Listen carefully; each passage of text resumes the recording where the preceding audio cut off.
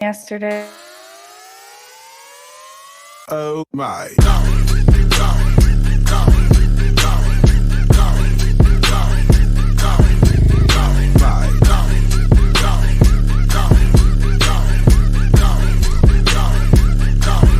Oh my.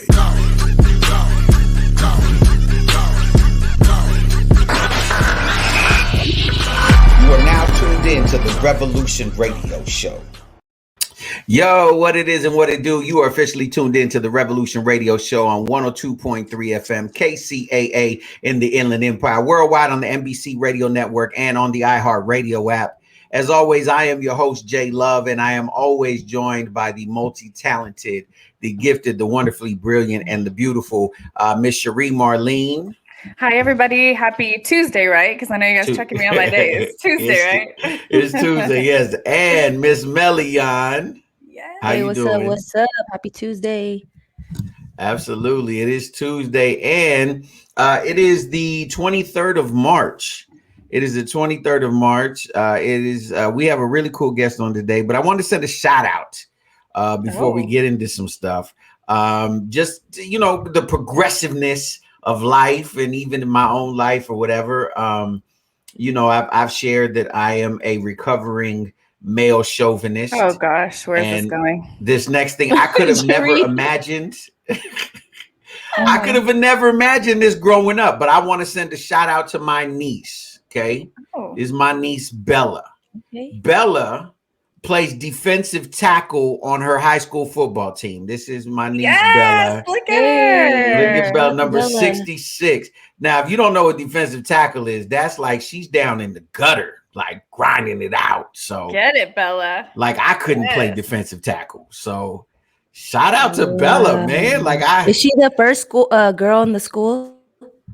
I don't know if in her school, but she the first. I'm just gonna say girl yes. In J-Lo's in my life. family, she the first girl in my life to play football, and so my brother sent me that picture, and he sent me like some videos of her or whatever, and I'm just proud of her because of the fact that she, it's something she wanted to do, right? And she didn't let my brother or anyone tell her any differently. Yes. She's like, this is what I'm gonna do, and she went out and she made the team. Like, it's not like she just, they gave her some special position because she's a girl. Like, she made the team. Hey, shout out to the school though for allowing, her to play co-ed. Yeah, because it's still Women's History Month. So I figured, Right. I was thinking about that today. What happened to our shout outs? For Black History Month, you make sure every single day we need a woman representation. Well, I need y'all to help me step it. Y'all, but I'm working on it. But like I said, so my niece, I had to give her that shout out because I think it was the first. They played a game yesterday, and so so she was up in there. So shout out to Bella. Bella, what grade is she, J-Lo? I want to say sophomore. I'm so bad. Okay, it's okay. So high school, got it. Yeah, okay. I believe sophomore. And she's playing out of I hope that I hope we're okay. We were fine. What okay. What are you talking about? So if you ever go to a football game in Rio Rancho, New Mexico, it's a suburb of Albuquerque. And shout out, go here's what we used to do growing up. Because smaller markets like New Mexico, Texas, Arizona, like they really crazy about sports, right? Mm-hmm. And so I remember I got this from a good friend of mine that I played ball with growing up. His mom was like that mom that was the loudest mom. She would, you knew when she was at the games. And so if you ever have kids that are playing sports, I encourage you to do this. What you do is you take an old milk jug, an empty milk jug, and put rocks in it. Put about 6 or 7 rocks in it. When you shake that thing, you can hear it all throughout the stadium, no matter what anyone else has. It's a super loud noise. You said the milk carton? Yeah, if you said a milk jug, the milk jug, the gallon jug, put some rocks in it. When you put the top on and shake it, man, that noise is loud. Why am I not surprised that J-Love knows how to create obnoxious noises? Yeah, very loud. Oh, you should see when I was coaching, because I coached for a while, right? Little league flag football. The parents would trip out because I'd be out there, No surprise. You don't even say it, especially when Baby A was playing. Oh man, if he ran a touchdown, I was running it with him like the whole way. was running with him. Like I would run on the field. They would yell at me, "Sir, you can't be on the field." Because I would literally run into the end zone, like pick him up and be like, "Baby!" And they're like, "Sir, you can't, you're not allowed to come." I'm like, "Hey, leave me alone. Baby ain't just scored. Don't you know what's happening?" So yeah. That's so. Anyway, supportive. shout out to Bella for playing defensive tackle and for doing her thing and for being a strong, independent young woman. She's very outspoken and she's very, so shout out to my niece for that. So that being said, kind of transitioning and honoring young people that are doing a thing. I had a young man reach out to me. He's 17 years old. And I was like, you know what? We have to have this dude on the show because I am so super impressed with him because not only is he a high school student, but he's an author. The dude has published, now it's about to be his second. I was talking to him earlier. It's about to be his second book. His second book at Barnes and Noble. 17-year-old. Wait, he's still in high school and he's working on his second book. Isn't that insane? He finished it. He finished his second book. Man, I was forging signs and letters when I was in high school, ditching school and yeah. So without further ado, I want to bring this young man because I was so impressed. I'm still so impressed with him. So, ladies and gentlemen, please show some love for Andres Leung. Woo! My man, Andres Leung. Welcome. What up? How you feeling today? I'm feeling great. Thank you. So I got to ask you this, man. I'm going to jump right in and ask you. Okay, first of all, you're from Stockton, California, right? Right. Shout out your high school because people need to be jealous that they don't go to your school if they live in the Stockton area. What high school you go to? I go to St. Mary's High School. So, and what's the mascot? Rams. The Rams. The St. Marie Rams. Y'all should be very proud of this young man. He's making y'all look good. So when did you start writing? I started writing back in 2019-ish, I believe so. Maybe like in July. Okay. And what motivated you? Like, what motivated you to want to write a book? Like, what drove you? My uncle is actually a fallen Marine. So I first started writing. So I had a sadness all the time, right? I didn't know how to fix it. So my first poems I ever wrote were about dealing with that, coping with the sadness and how to overcome it. And I was super young back then. So you're super young now. Right, he was super young back then. Back when I was really young. Yeah. I love when my kids say that. I was such a little kid back then. I remember. No, but that's beautiful, man, that you found a coping mechanism in writing. Like absolutely. A lot of adults don't have coping mechanisms. Mm-hmm. So because, dealing with grief and with all these different things that life will take you through, regardless of your age or life doesn't discriminate against anybody. And I think it's super powerful that you found a way very early in life to cope with the things that you're dealing with. So, how did you go from that into turning it into, I think I want to show this to other people. So I wrote a lot. I had a binder. I still have it actually, but it was I had 50 poems in there probably at one time. And my mom's friend is an editor for a public, not a public, a public domain writing website. Okay. So she gave me her number and email, and I reached out to her and I was like, "Can I publish here? Because I think maybe your viewers would like it, or it'd be good for me too." So I got in contact with my mom's friend and I published with her about 7 times for free. It's called Poets Express a Review. So that's why I started doing that. Wow, very cool. Very cool. So what is the first book about? Because there's 2 of them, right? What was the first one? The first one is titled I Was Writing the Stars. And the basis on that one was more of dealing with teen emotions. Because I know it's especially with social media and everything like that, it's super hard these days to cope with it. So I was just hoping to maybe help someone I know, someone random, that it's okay and you're not alone. You are so impressive. Yeah. Man. So, and you told me that you finished your second book. When is that one coming out? March 28th. Congratulations. That's Monday. Wow, dude, you are killing the game. Yes. And so What's both the of time? these. What's the? Oh, Sorry. Go ahead, no, I Millie. was gonna say, what's the time frame? So when did you release the first one, and My then when did you first start writing the second one? my first one was about 8 months ago, and I started working on the second one right away. Like right when I was done, I went straight to the second one, started writing more poems, and I'm actually working on like a novel, but I'm like not that far yet into that one. Wow, this dude say he's working on a novel. And here's a crazy impressive part. So these are well, the first one is available, and the second one will be too as of Monday. Where? Tell us where it's available at. That's deep. So they're both available as of right now on Barnes and Nobles. I am hoping to expand my horizon to Amazon and Audible in order to get like a further reach to people. But right now, I'm on Barnes and Nobles. Hold on, man. You said that like it's no big deal.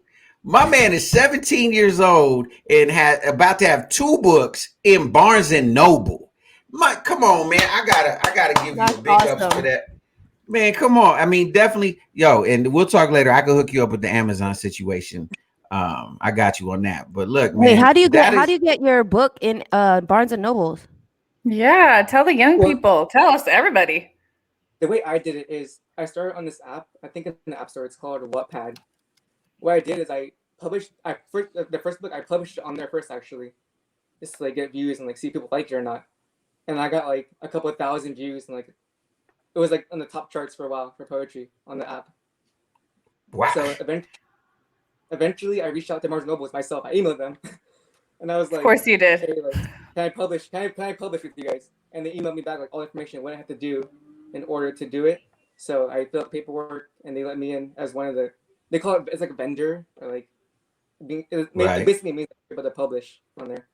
So I got accepted into that, and they let me just publish whatever I want now, basically, anytime. Dude, you gonna make me step my life up. I gotta step my life up. I need to start writing my book now. I gotta go, guys. I gotta go. I gotta release this. Right? Wait, Andreas, I want to know, because I started off with poetry too when I was like 9 or 10, not a book or anything, but poetry. And then it kind of inspired me to want to be a rapper. Do you want to be a rapper? No. Okay, I was just wondering, like, what's your rap name? But that's cool. So you said, but definitely a novel. You want to write a novel, and then do you want to dive into other types of writing? Well, currently I'm working on like more of a. Actually, I'll tell you, it's based in the 1920s. It's called Reality. The book is called Reality. It's about this orphan in the 1920s, like I said, but she's like a writer too. So like what I plan to do is, she writes poems in the book, but the poems are mine, like the ones I wrote. So it's like, dude, I'm just gonna stop you, dude, because you making me feel bad about my life. I need to get my life together. So creative. I need to get my life together. Genius. That is genius. What a great way to show your writing talent and also expose your poetry. That's amazing. Right? Like, because it pulls the people in because they get emotionally attached. Do you hear how this kid is talking? Wow. Do you hear how this kid is? And he's talking like it's nothing. Like, and I started off writing poetry too. And you guys don't know this, but I have poems that are published when I was 15, but I stopped there. Imagine if I would keep going. That is amazing. Wow. I'm just writing a novel, on Thursday. And I think, I'll write a menu. Yeah, whatever. It's what I do on, random Thursdays, because, we're in quarantine school. So I have extra time, and since I have extra time with my life, I'm writing a script also about Queen Elizabeth. So and for those of you that don't know, Andres reached out to J Love because of the radio show. So he's just throwing himself out there in all areas, and that's super impressive. Like, do you all listeners and do we all ourselves see what happens when you just put yourself out there? You just put it out, reaching out, Barnes and Noble. Go ahead. I was gonna ask. I'm curious. What's your writing process like? No, honestly, people are surprised. Like, I can write a poem if I was like focused, like 10 minutes. Like, I could write it right now if I really wanted to. So you could write one right now, live on air. I could if you want. Don't make this dude freestyle. About the revolution. Can you do one about the revolution? But can you spit a poem real quick? We'd definitely love to hear you. One of your poems. One of your poems. Okay. This one is titled "Forbidden Friends." How shall one decline while thy twine will still shine in glory. He holds a story of forbidden friends, while the gods still make ends, hoping friends will tend till the end. Look at this dude. Look, if you want to check him out, please go on to Instagram. You can follow him. It's at Andres, that's ANDRES _poetry. The information is on there about how you could check out his books, Barnes and Noble, soon to be coming to Amazon and a bunch of other places. But this is an amazing young man. Again, that's Instagram at Andres _poetry. You know, we definitely need to support. I'm a firm believer in supporting independent art in general, but, you know, supporting our young people, you know what I mean? Like, let's give them a reason to be excellent. You know what I'm saying? And really get behind this young man. I have no doubts. I was telling you earlier, but I have no doubt that someday we will be seeing you on a very, very major platform doing some major things. I look forward to your novel. Let me ask you this before we let you go. If you could give any advice to any young people out there listening that have a dream, whatever it is, whether it's poetry or singing or sports or whatever, what would you say to other young people listening to you? Don't be afraid to reach out, because if you don't reach out, you'll never know. And when you're so young, like, what do you have to lose, really? Like, boom. You're learning. I love that, man. I love it. Definitely, you know, follow this young man's example. Reach out. There's, you know, the worst anyone can tell you is no. You know what I mean? And that ain't nothing. That don't hurt. So keep it pushing, man. I'm so proud of you, dude. Yeah. I think you are so ridiculously amazing. Keep us posted, man. We definitely want to have you on again. You know, talking about your next book and talking about the novel and all that stuff. But, you know, thank you for coming on the show, ladies and I was going to say ladies and Andreas, ladies and gentlemen, ladies and gentlemen, please show some love to my man. Go follow him on Instagram. Andreas Leung, thank you so much, man. We're going to pay some bills. Speaking of ladies, Andres, real quick, do you get a whole bunch of ladies trying, you know, coming at you because you write poetry?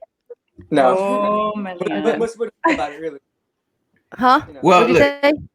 Okay, wait. I know we're live on air, but we need to quickly do this little boomerang because I need to post him on my Instagram. He's too inspiring, right? Real quick. Ready? Ready? Real quick. 1, 2, 3. Boomerang. Oh wait, I lied to you. It was on. That was my fail. My bad. Okay. Should we do it the other angle? Wait. Which way? Boomerang. Okay, ready? 1, Boomerang. 2, 3. Boomerang. Boomerang. Perfect. I got it. Cool. So, man, thank you so much. Thank you so much. And I look for, like I said, we look forward to having you again. And, you know, ladies and gentlemen, we'll be back in just a little bit with the Revolution Radio Show on 102.3 FM. Exotics Wellness. From massage oils to bath bombs, from drops to pain bombs, everything you need in exotic CBD wellness. Go to www.queenexotics.com. That's www.queenexotics.com or Queen Exotics on Instagram.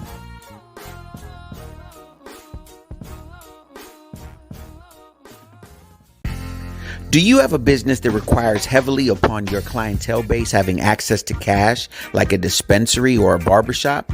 Or maybe you're in the market for one of the new cutting-edge Bitcoin ATMs or self-serve kiosks. Whatever your ATM needs, reach out to my man Guy, the ATM Guy, at 855-4ATM-GUY. That's 855-4ATM-GUY or online at www.atmguy.net. Without even lifting a finger, achieve the body of your dreams. You're perfect the way that you are, but if you've been struggling to tone up and love your body, there's something that can help you get there. Put down the box of chocolates and pick up a wrap. No, not that kind. A wrap that you can wear. That's Gym in a Box. The Core Wrap, the best body shaper anywhere. It features ultimate performance technology, Tone Up 15 to firm tone and strengthen your abs as it shapes your waist. That's Gym in a Box. Go to gyminabox.la to get yours now. That's gyminabox.la because you deserve your dream body. Hey, welcome back. If you just tuning in, this is the Revolution Radio Show on 102.3 FM, KCAA in the Inland Empire, worldwide on the NBC Radio Network and on the iHeartRadio app. We just had a really amazing guest, my man Andreas Leung. 17 years old, has already authored 2 books, is working on a novel. I can't say how I am. I mean, it's just absolutely phenomenal what this young dude did. I mean, I'm still impressed. Like, I'm blown Cherie, away. I don't know why you were getting on me, because I'm curious nowadays if girls are interested in thing. That's They will be. back then it was a romantic thing. Like back then, guys did a lot of poems for girls and stuff. So I was just They wondering. might not appreciate. That was What did I say? Oh What my did I gosh, say you go about the poetry? Melion about the love thing. Yeah, when I asked them, does how's the girl thing with the poetry? Because some girls are, no, I I don't know just this feel new like generation. Like, they might You look know at what? your If they don't followers and appreciate it arguments now, and when shit. he gets older, it'll be a thing. When he gets Right. older, it'll be a thing. You know what I I mean? just meant it. No, I think it's beautiful. I just meant it more like leave it to Melian to jump in. That's exactly about the love thing. Leave it to her. We're on that love button with Melian. Well, because for those of y'all, in case you weren't tuning in yesterday, we're going to talk about it every day. On April the 8th, that's a Thursday, we will be doing Win a Date with Melian. So I was any gonna tell you guys, eligible, maybe we can change the day. So because our Friday show, so we could yeah. So we'll talk about the exact date. So the next day we can kind of now we changing the date. I already hit some dudes up. Like, folks is getting excited. You know what I we mean? can maybe change. I'll tell you why on later. Yeah, our Friday. Yeah. But listen, either way, eligible young bachelors out there between the ages of 27 and 40 ish. We're gonna be having Win a Date with Melian. So that's coming up very soon. But in the news today, I know Cherie, you and I were talking, like, it is, I can't believe what is going on right now. I know. So yeah, we all have to discuss what's going on in what happened in Colorado, right? Yeah. Did you hear about that, Melian? Yes, the shooting. Mm-hmm. I'm starting to lose track with all the killings and shootings and everything. Like, it's so much going on. This is ridiculous. So for our listeners that don't know about it, do one of you guys want to give a breakdown of exactly what took place? Yeah, basically, I woke up to the news this morning, that in Boulder, Colorado, there was a shooting and the reason I got the news, because what hit me specifically is that he killed 10 people at a grocery store. But one of the people that he killed was an officer, one of the first officers on scene to respond. Okay. That officer graduated from the high school I graduated from. So, wow. We have a class page right on Facebook, and it was the first thing that popped up. And I was just like, wait, what happened? What's going on? And so that immediately took me to the story. And I saw on every single news feed, they were talking about this. This gentleman walked in. They still haven't come up with the motive. I mean, I don't really care what his motive was or was not for him to go, and I think that here's the sad part. On one hand, here we go again, talking about gun reform. And I'm a gun guy. I love guns. I was going to say, are you guys against guns or having guns? No, I'm a gun guy. I love guns. I think you should have the right to have guns. But at the same time, nobody needs a machine gun. Like, you don't need. It was a machine gun? Yeah, it was AR-15. And so you don't need an assault rifle to protect your home or to go hunting. Like, there's no hunters that need to hunt with an AR-15. Like, to protect your home, you don't need an AR. Matter of fact, an AR-15 isn't even really practical to protect your home. A shotgun is better, especially people hear that clack clack of the shotgun, that clack clack. That's a warning sign in and of itself. So, like I said, I'm a gun advocate. I love guns. I think guns are really cool. I think you should have the right to own guns. But at the same time, no one needs a machine gun. You know what I mean? No one needs an AR-15 or AK-47 or any other variation of a fully automatic machine gun. There's no. What are they going to say? He's mentally ill or he had a bad day? They already started with the mental illness. His brother said that he's been suffering from mental illness and depression, and he was bullied in school. So they already started with that narrative, right? Okay, but that's so annoying because it doesn't bring back anybody's life, right? So, like, what are your thoughts on that? Like, if somebody, let's say that he is mentally ill, like, what do you? So, here's my problem. Stay your booty in the house. If you mentally ill, stay inside. Get help. But here's the thing. Number one, you shouldn't have access to a machine gun. Thank you. That's number one. Right. Yes. Number two, okay, I hate to break this news to millennials and Generation Z and whatever other generations that got a whole bunch of feelings, but here's the truth. People have been bullied all throughout history. and they didn't go on shooting rampages. Like, bullies existed when I was in school. Bullies existed before me. Bullies are going to exist in the future. Like, people will get, like, I don't like it. I think it's stupid. But you know what I mean? Like, that excuse of I was bullied. So that, because here's the crazy part. It's not like they go back and shoot the bullies. I would even understand it. And I know this is going to sound crazy. I would understand it if they went and shot the bullies. You would understand it more so. More not so. Completely. Thank you for You're correcting me. I appreciate that. But I'm just saying, they go and shoot random people. It was people who had nothing to do with their quote unquote grievance in life of being bullied and misunderstood. So do you think it's just that some people don't know how to cope, obviously, with their own trauma issues? And I mean, clearly he needed to talk to somebody to prevent it. Like, I think there's no excuse. There's none. Because to your point, I don't care who hurt me. Again, you might want to be after that person, but not being able to separate like that person to everyone else in the world. Like, where is that coming from? Yeah, well, I think it's a sense of entitlement, number one, right? Because you're saying you're more important than everybody else. Mm-hmm. And number two, it's honestly, there is a level of fame that comes with being a mass shooter. You think that that's the motivation? Not a full motivation, but partially. Like these mass shooters. I mean, for one, you know, and you know, y'all always know I go on my tangents or whatever. But let's be real. He was taken in to custody alive. He had a shootout. They knew he was armed and that he had killed another officer and was able to come into custody alive. Meanwhile, Eric Garner was selling cigarettes outside of a liquor store and got choked to death. I don't understand. You know what I mean? Somebody still needs to explain to me how it works when you're a mass shooter and you always get arrested and go in relatively good health to jail. They might go buy you a burger or something if you're hungry. Like, yeah, like, you know what I mean? Like, no one choked the hell out of him. Like, you know what I'm saying? Like, they didn't do the thing where, you know, you shove the head into the car when they get into none of that. They, you know, so there is a level of notoriety that comes with being a mass shooter. You know what I mean? You become infamous, right? You're talked about. Like, this dude will now be he's in the Hall of Fame of mass shooters, right? Because this is the second biggest shooting in Colorado history. So every year from now on, for the rest of Colorado history, guess who they're going to talk about? They're going to talk about this guy because of what he did. And I'm not saying that was the total motivation, but to some degree. But why? Like, you feel like you weren't hugged enough as a child that saying, you need to be recognized? Look at me, notice me, look at me.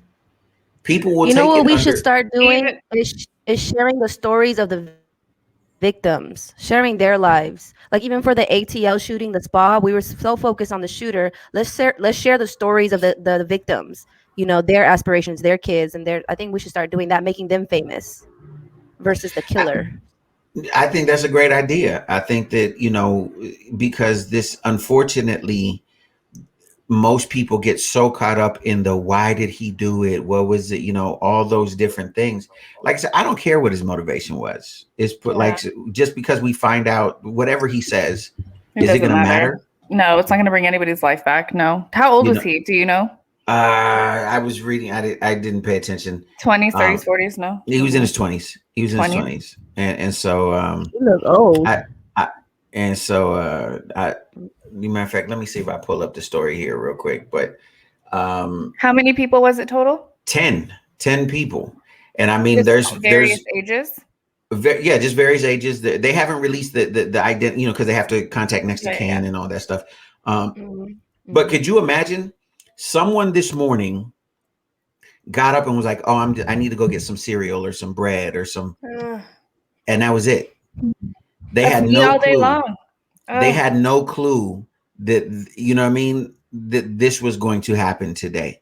You know, it's just, you know, there's so much video footage, as far as cell phone video footage out right now, people who were in the store, because, you know, obviously it takes you off guard. Like, wait, what's going on?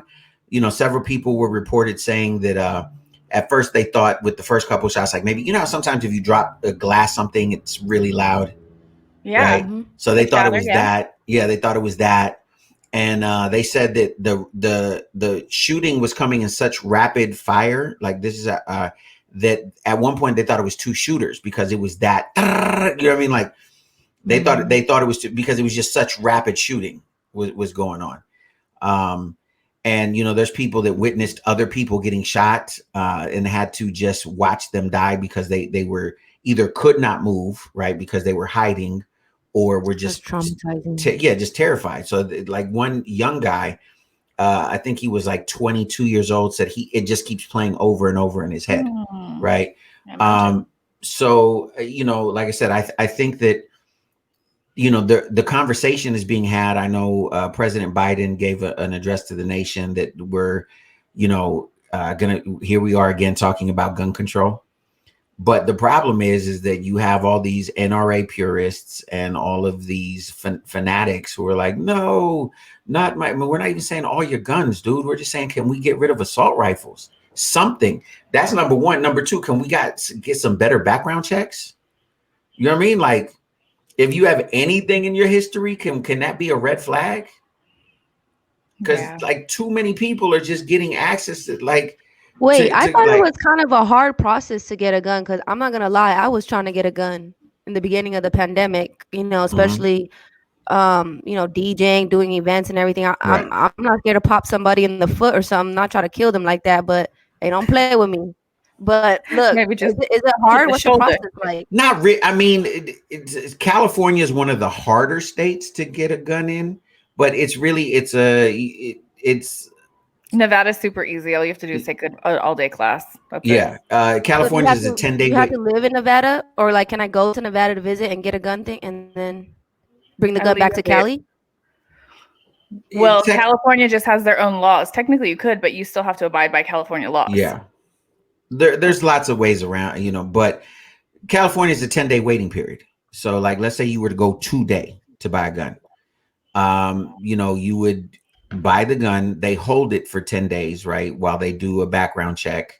It's a simple one though. It's called live scan. So like if you ever worked with kids or done anything, you've taken a live scan. And so after that, they release the gun to you, and now you're a gun owner. But California is one of the harder states. You had to have like somewhat proof that someone was like after you. You had to do all these things. No, when you need the one that's a little bit more stricter is to conceal carry, right? If you want to carry in California. So that's a different license. But to actually own a gun, nah, you just use register. Here it's easy to carry.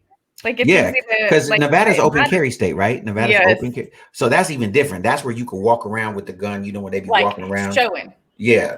So Nevada, Arizona, New Mexico, Texas, there's a lot of states, where you could just walk around like this in the middle of the street. Is it true that statistics show that those states actually have less shootings and killings because everybody has guns? Yeah. Well, yes. Because they know, because they know it's more likely that you'll get stopped. That you're gonna get shot at. You get shot back at.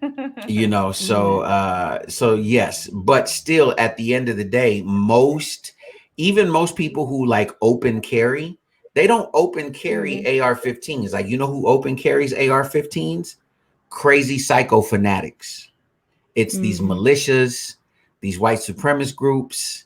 Because that gun is like look, I got a machine gun.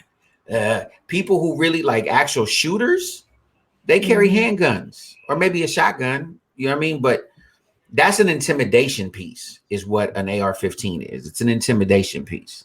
Yeah. And so it's just like I said.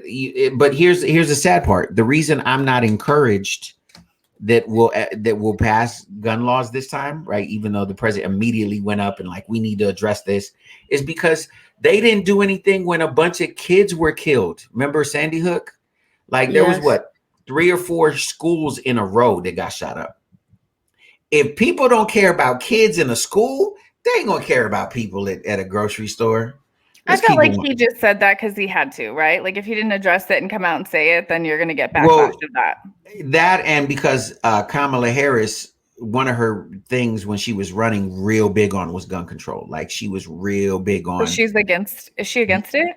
Yeah, well, she wants gun control. In other words, she wants there to be more restrictions. And so there would have been a big riff but again, like every president pretty much has said, you know, but the truth is the NRA has so many lobbyists. They got so much money that they put into lobbyist pockets, and people that, like, again, if no one cares when a bunch of kids can get shot in the elementary school, people are going to boo-hoo about this for a couple of weeks, and then there'll be another news cycle. And it's sad to say that, you know what I mean? It's really sad to say that, but that's just, this is America. This is the fabric of America, right? And so people need to understand it. And look, here I go saying my outrageous things. You ready? Oh, for too long, this country has been run under the precipice of white supremacy. And what I mean by that is the NRA is mostly made up of older white men who, you know, the reason the Second Amendment exists was so that we wouldn't have a situation where like England would come and invade us, or the government would become tyrannical and we could rise up, you know what I mean, against a tyrannical I mean, that's not really the world that we live in anymore, right? And again, I believe in the Second Amendment. I think you should have the right to bear arms, but there is no reason for any, and you understand, like, I want an AR-15, but do I need one? Is there ever anything I'm going to need it for other than the zombie apocalypse? So short of the zombie apocalypse, am I ever going to need, I'm not going to Iraq anytime soon, right? I'm not going to Afghanistan. So if I'm not going to Iraq or Afghanistan, now my brother was a vet, you know, he is a combat Marine. He's been in several different combat zones. Cool. He needed an AR-15 and then some. Right. Me?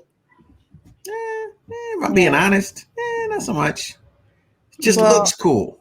Yeah. Well, shout out to the victims' families and everybody that lost, you know, somebody that last night, because that's totally heartbreaking. And also special shout out to the people that witnessed it, that are still living, that are now left with the trauma to get through.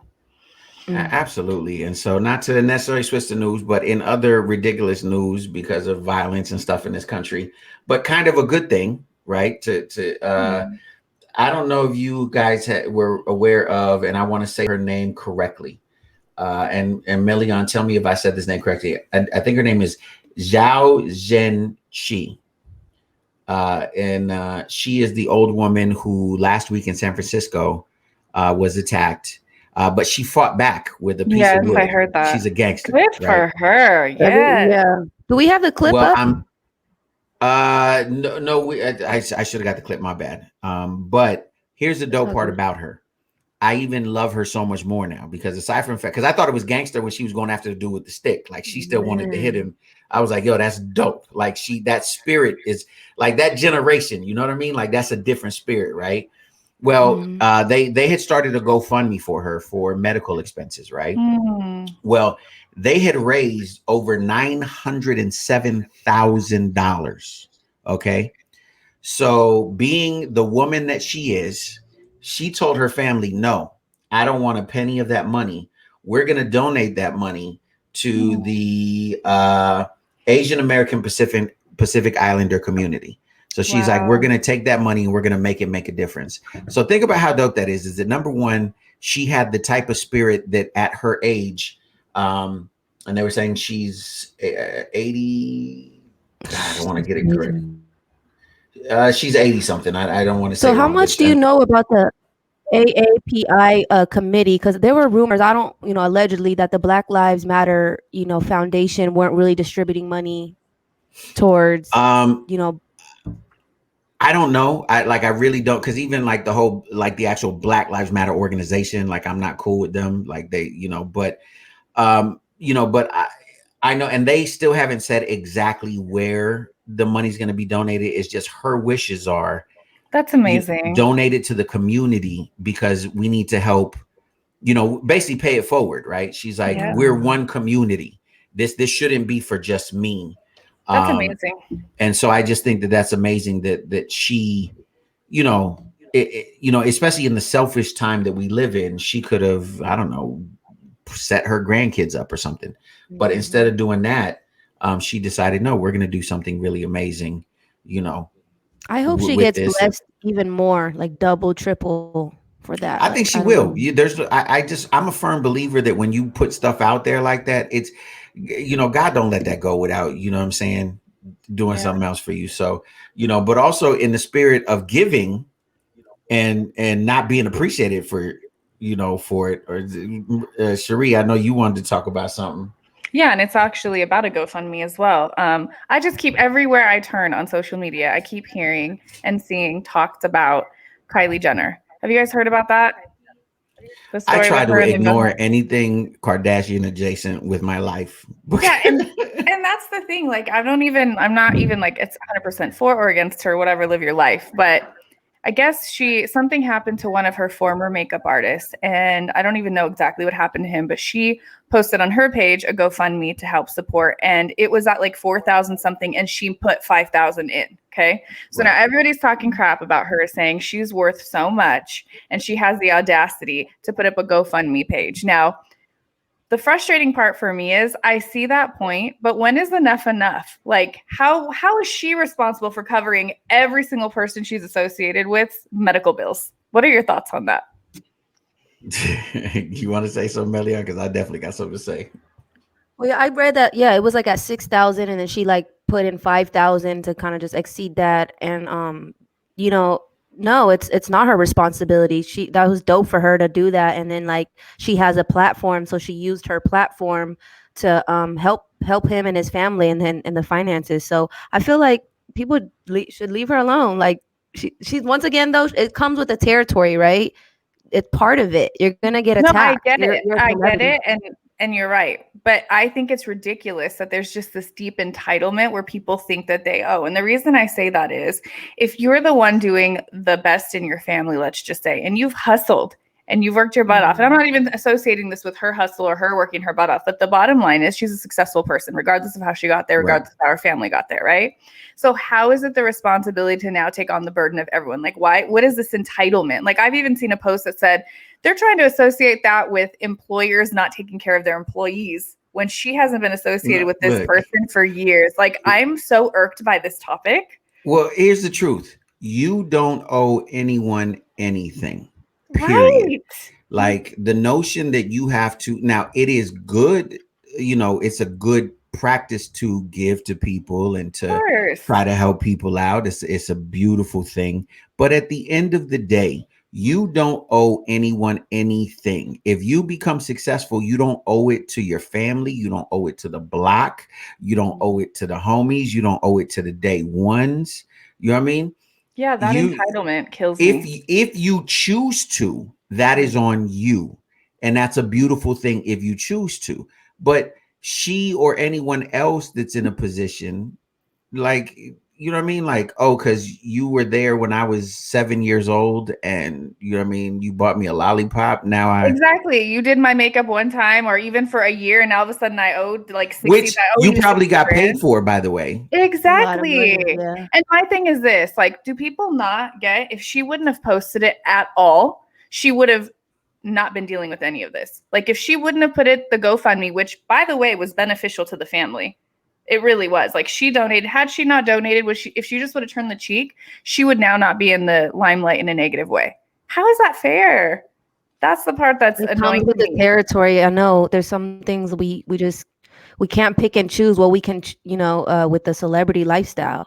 But when you say it comes with the territory, I don't even agree with that. It comes with because that also goes back to, we can. No, but what I mean by like it comes with the territory, like all these people attacking her, like hundreds and that, like, you know what I mean, like the social media, like she's such a big. I want like the mindset to be checked. I could care less about the fans. Well, see, and this goes into the whole cancel culture thing and the whole entitlement of people feeling that they can, dictate your life. I mean, the truth is, like, we say this all the time, but let's say, for example, Million, right? Let's say you have a cause that you want to stand up for and that offends somebody. Mm-hmm. Now, so they feel they have the right, because here's the beautiful, the good and the bad about the social media culture. The good is everybody has a voice. Like, wow, that's kind of a cool thing. The bad is everybody has a voice, like everybody, and they feel they have the right to go, you know what?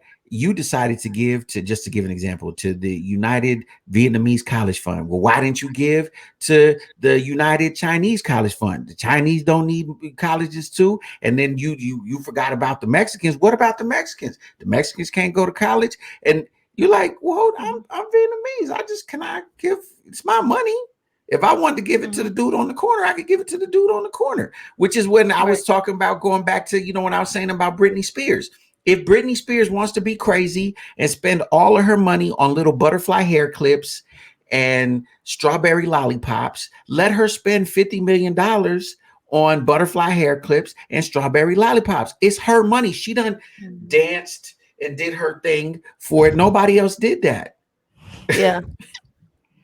Yeah, I just feel like not even your own sibling is entitled to if you hit it big. If they want to help you, then that's okay, let alone a makeup artist or anyone else for that matter. So it's just annoying to me because I feel like her heart was in the right place and trying to do something good, but because it wasn't to the level of the world's judgment on the dollar amount, then all of a sudden she gets attacked and they're turning it into a million different memes. Now, to your point, Melian, yeah, that any type of backlash is going to come with fame. I just meant specifically on that topic, like how this world is so entitled.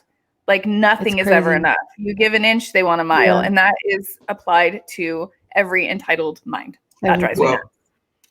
Before, because our time goes by quick, I want to shout out someone who's giving back and should be getting applause for giving back, and that's Mr. Justin Bieber.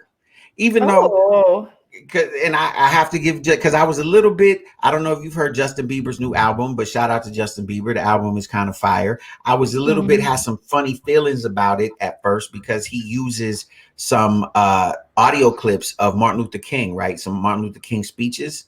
And I was feeling a little kind of a way. I didn't know how to feel because it was like, it would be this really dynamic speech from Martin Luther King about giving your life for the cause. And then he would correlate it. The next song would be like how in love he is with his wife, which was like, this dude really loves his wife. But the Martin Luther King quote. But when I found out he talked to the family, I mean, if the family ain't mad, then, what am I going to be mad about? Right. But having said that, shout out Justin Bieber. The album is fire. Today, Justin Bieber went to California State Prison.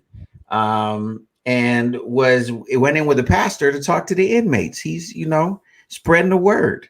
So shout out to Biebs doing prison ministry. Yeah, doing prison ministry. Very good. I love his love for his wife. Like he's not, like he's not when you hear the album, when you hear the album, you're like, this dude loves his wife. Loves her. Yeah, I've heard a couple tracks. Feel it in the songs. Right. I feel like that is probably one of the most beautiful things to me, period, is a man loving his woman so much. Like that is like, what else is more beautiful than that outside of God's love? Like really, what is it? Yeah. And he's demonstrating both. So, he's singing songs to his wife and he's going to, CDCR, which is, I believe is in Chino, and doing prison ministry, which that's the most purest, dopest kind of ministry that you can do. So shout out Biebs for that. And then in other news, I gotta say this, shout out to Mike Tyson and Evander Holyfield. After the fight that didn't get a lot of press because Nate Robinson got knocked out when he fought when Tyson fought Roy Jones, right? And Nate got, did I mention Nate got knocked? Called it Nate. Yeah, with Nate. So, but after that, they were like, yo, let's do a fight, because everybody's been wanting to see the rematch between Mike Tyson and Evander Holyfield, right? The AKA Eargate, right? They want that. So it was, as of 3 days ago, it was off. They were like, no, the fight's off. Well, guess what? The fight is back on, ladies and gentlemen, for May 29th. So on May 29th, Mike Tyson and Evander Holyfield are getting it in the ring. Is this the fight that he bit the ear? Yes, that's that. Yes. Yeah. So wait, where is it going to be? Did they announce that? I believe it's going to be in Vegas. So shout out to, because I think this one. Now, here's what I want to know. Who do you guys think? I mean, I'm a fight fan, so I don't know if you guys really care or not. But who do you guys think is going to come out on top of this fight? I think it's going to be an eerie fight. Oh, really? You're funny. I heard. How old are they? How old are they? Mike Tyson is 55 and Holyfield I think is like 57. Oh man, I just hope But they in make fighting, it. Hilarious. but That's in hilarious. no, but Mike looks good though. Mike No, looks. I mean, I haven't seen Evander lately, but Mike looks really good. But in fighting age, that's like 100 versus like Right. 106. Right. So, Right. but I at wanna least watch that. I wanna it's see evenly it. matched though. Like it'd be two old dudes, you know, getting Right. it in. Like I want to see them go at like. I wonder because you know over the years since then they've become friends, right? They had some healing, and Which some is insane because would you like be able to squash beef with someone that took a piece of your meat out of your head? Like you know that's what I mean? But that's beautiful, right? They've become friends. They're brothers. They love each other. So here's my thing, though. I wonder though if somewhere, like in the back of Evander Holyfield's mind, like back there behind his ear, yeah, back behind his ear, if there's a little bit left of like, okay, you know, we cool, but I still remember every time I do like this and scratch my, he you know twitches what I mean? every time. I just wonder if there's just, you know, because like, has there ever been someone in your life where like, you know, it was 100 years ago, but you over it, but there's just a little. You forgive them, but you don't forget. No, we're good. You don't forget. You know, so I just wonder if there's just a tiny little bit of, ooh, I can't wait to just, I want to knock all your teeth out. Like I want to knock. Who you got your money on? Who you got your money on? I'm gonna go with Tyson. How are you, Cherie? I don't know. I feel like this is like a revenge moment, even though they've made peace. So like when they come back to vengeance, with it. That's what I'm saying. But I feel like, so I want to say Holyfield, I really do, but I do feel like it's gonna be Mike. Yeah. I just because I've seen Mike train lately, and again, I haven't seen any film on Holyfield. I mean, who knows? He might surprise us. Yeah. But just because I've seen the tapes of Mike training makes me lean towards Mike and go. But I will say this, in his prime, right? In both of their primes, Holyfield was the one guy that legitimately gave Mike problems. But he never beat him though, right? Holyfield beat Mike. Oh, okay. Oh, yeah. Who won on that fight? When he got his ear bit? Holyfield. Yeah, that's why Mike was frustrated. He was because he couldn't like I said in their prime. That's terrible. Holyfield was the one guy that gave Mike problems. So he took an ear out. So today's episode is really inspiring, just showing us that you don't have to be a certain age to be successful or doing what you love, right? Whether you're young or old. Like we had someone, shout out to Andrea, super young, and here's Mike Tyson and Holyfield. They're super not young, and and they're doing what they love, despite their age. That's super inspiring. It also speaks volumes to reconciliation. I mean, that was really in the limelight. So kudos again to J Love's point that they were able to come together and then be in the ring again together. Yeah, because even like we're literally like about 2 minutes out for this over. Start petitioning, y'all. Start petitioning for a longer show. But I don't know if you remember, but like a few years ago for the Super Bowl, they actually had a commercial where it was like a commercial where they made up. Oh, that's right. Yeah. So I love to see those stories where it was something where it was before his bad blood, and I just think it's beautiful. And so because it just reminds you that prayerfully, I have a friend of mine who always tells me time heals all wounds. You know what I mean? It might be a long time, and the wound, depending on the size of the wound, you know what I mean? But and he always says that every cloud has a silver lining. Now the silver lining may be itty bitty, and the cloud might be humongous. But you have to look at it like that way. If not, you're doomed. But with that being said, ladies and gentlemen, we've come to an end. Make sure you tune in with us tomorrow. We're going to have a whole lot of fun.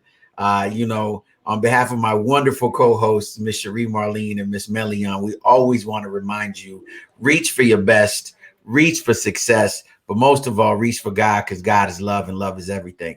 So with that being said, we'll see y'all tomorrow. Same bad time, same bad channel. This is the Revolution Radio Show, y'all. The #1 new show on the planet, the most dangerous show on earth. Aha! Oh my.